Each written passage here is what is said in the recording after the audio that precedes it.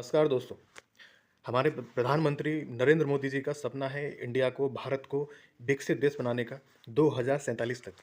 लेकिन क्या वो उस देश को विकसित बोलेंगे जहाँ पर एक आरोपी जिसने एक महिला के साथ दुर्व्यवहार किया, उसके साथ उसका शोषण किया, उसका रेप किया, और एक देश की ही उच्च न्यायालय जिस जो है उत्तर प्रदेश का, जो इलाहाबाद हाई कोर्ट है, उसने उसका भी हाल ही में एक वर्डिक्ट आया, उसका एक जजमेंट आया है कि जो आरोपी है उसको उसको बेल दे दी जाएगी इस बिना पर, उस इस आधार पे, अगर वो उस महिला के साथ रहने के लिए और शादी करने के लिए तैयार हो जाए, और उसका जो बच्चा है उसको उसकी टेक केयर करे। दरअसल ये मामला पहला नहीं है। 2022 में भी एक केस आया था, रमाशंकर केस कर Ramashankar versus state of Uttar Pradesh. 2022 में केस आया था। वहाँ पे भी लगभग यही बात बोली थी इलाहाबाद हाईकोर्ट ने। इलाहाबाद हाईकोर्ट ने बोला था कि जो आरोपी है जिसने एक महिला के साथ उसका रेप किया है, उसका जो शोषण किया है, उसको बेल दे दी जाएगी इस बिना पर कि अगर वो उस महिला के साथ शादी कर ले और उसका जो बच्चा है उसकी उसकी टेक केयर करे, उसकी देखभाल करे।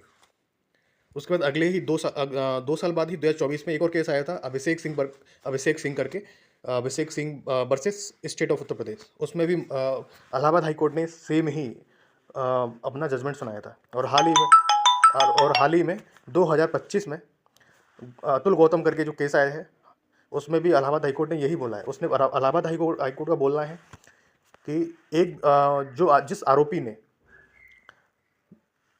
जिस महिला का रेप किया है, जो उसके साथ लिविंग में रह रही थी, दोनों ही जो लिविंग में लोग रह रहे थे, जो आरोपी है और जो विक्टिम है, वो अलग अलग धर्म से थे, इंटरफेथ वाले लोग थे। वो दोनों साथ में रह रहे थे। जो महिला थी, जो लड़की थी, उसने आरोप लगाया है कि जो आरोपी है उसने उसके साथ रेप किया है। ठीक है। और अभी इलाहाबाद हाईकोर्ट का वर्डिक्ट ये आया है, उसका जजमेंट ये आया है कि इलाहाबाद हाईकोर्ट ने बोला है कि उस आरोपी है उसको बेल दे दी जाएगी इस बिना पर, इस आधार पे कि वो पहले तो वो 5 लाख रुपए जमा कर दे। ठीक है। दूसरा, वो उस महिला के साथ शादी कर ले। तो मुझे आप एक चीज़ बताइए दोस्तों, क्या शादी करना मतलब शादी कोई पनिशमेंट है क्या? एक व्यक्ति ने किसी दूसरे व्यक्ति के साथ रेप किया, उसको सज़ा होनी चाहिए। लेकिन अपना उच्च न्यायालय ये बोल रहा है, ठीक है, एक राज्य का उच्च न्यायालय ये बोल रहा है कि उस व्यक्ति को छोड़ दिया, उस व्यक्ति को बेल दे दी जाएगी इस आधार पे कि वो उसके साथ शादी कर ले। तो मतलब शादी कोई पनिशमेंट है क्या? शादी कोई दंड है क्या? ठीक है, शादी टिका होता है, शादी एक पर्सनल और एक सोशल रिलेशन है, संबंध है। ठीक है, शादी टिका होता है विश्वास पे, आत्मसम्मान पे। शादी एक लाइफ लॉन्ग कमिटमेंट है। और ये उस महिला के इलाहाबाद हाई कोर्ट का इलाहाबाद हाई कोर्ट ने 2022 में, 2024 में, 2025 में 3 बार ये वर्डिक्ट सुनाया है। और ये संविधान के आर्टिकल 14, 15 और 21, आर्टिकल 21 जो बोलता है right to live with dignity, सम्मान के साथ जीने का अधिकार। लेकिन जिस आरोपी ने उस महिला का रेप किया है, उसका शोषण किया है, अगर उसी के साथ उसकी शादी करा दी जाएगी तो क्या उस महिला का वो सम्मान कर पाएगा कभी? और क्या वो महिला उसके साथ कभी सम्मान के साथ रह पाएगी? तो ये जो इलाहाबाद हाईकोर्ट का वर्डिक्ट है, आर्टिकल 21 का हनन करता है। ठीक है, उसका वायलेशन करता है। फिर ये आर्टिकल जो 15 है, राइट अगेंस्ट डिस्क्रिमिनेशन, ठीक है, उसका वायलेशन करता है। Article 14, right to equality before law, उसका वायलेशन करता है। और 2021 में ही सुप्रीम कोर्ट ने एक वर्डिक्ट सुनाया था। वर्डिक्ट नहीं बोलूँगा मैं, एक तरह से गाइडलाइन दी थी, एडवाइस दी थी।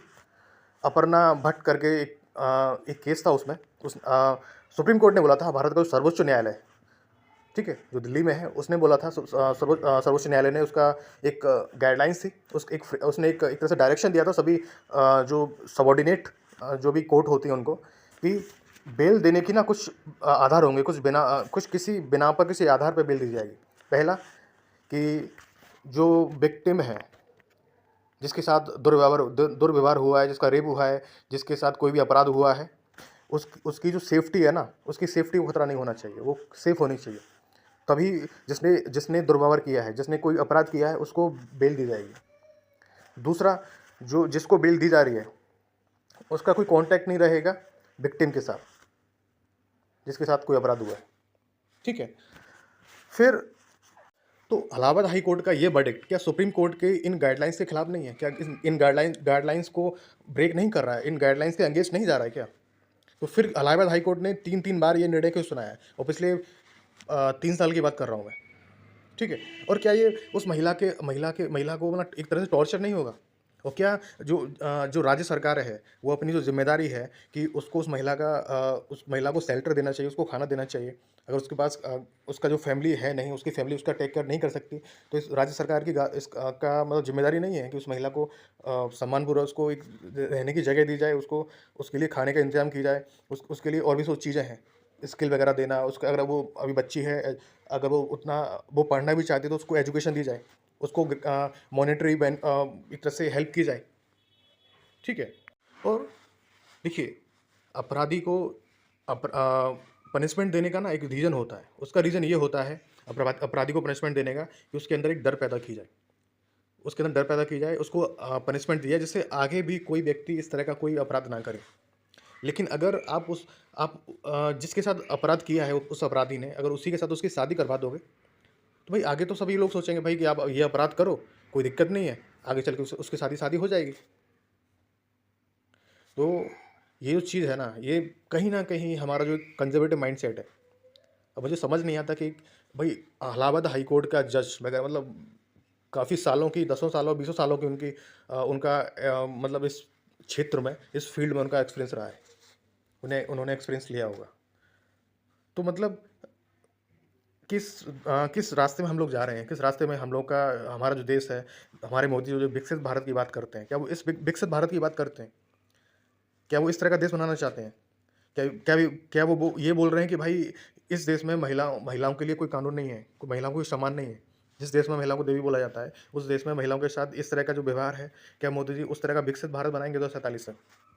तो सोचिए और बताइए। नमस्कार।